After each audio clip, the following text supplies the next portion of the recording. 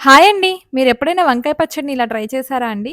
మీలో ఎంతమందికి వంకాయ పచ్చడి అంటే ఇష్టం? ఒకవేళ ఎవరికైనా ఇష్టమైతే ఇలా ట్రై చేయండి. ఇష్టం లేకపోయినా కూడా ఒక్కసారి ఇలా ట్రై చేయండి. చాలా బావుంటుంది. నచ్చుతుంది. నార్మల్‌గా చాలా మంది వంకాయ పచ్చడిని ఎలా చేస్తారంటే చిన్న చిన్న పీసెస్‌గా కట్ చేసేసి నార్మల్‌గా ఉడకబెట్టేసి పోపు పెట్టేసి అలా చేస్తారు కదా! అలా కాకుండా ఈ పద్ధతిలో ఒక్కసారి ట్రై చేయండి. సూపర్‌గా ఉంటదండి. చాలా బాగా అసలు వంకాయ అంటే ఇష్టం లేని వాళ్ళు కూడా చాలా బావుందని చెప్తారు. మనం వంకాయని కాల్చడం వల్ల ఒక డిఫరెంట్ ఫ్లేవర్ వస్తుంది కదండీ! ఆ ఫ్లేవర్ వల్లే పచ్చడికి టేస్ట్ వస్తుంది. దీనికోసమైతే ఫస్ట్ మనం వంకాయకి ఆయిల్ రాసుకొని స్టవ్ మీద కాల్చుకోవాలి. తర్వాత లేయర్స్ లాగా విడదీయాలండి. అప్పుడే అందులో పురుగులేమైనా ఉంటే మనకు కనిపిస్తాయి. తర్వాత మళ్ళీ మంచిగా పసుపు, సాల్ట్ అలాగే కారం కూడా వేసి మంచిగా మెదుపుకోవాలి.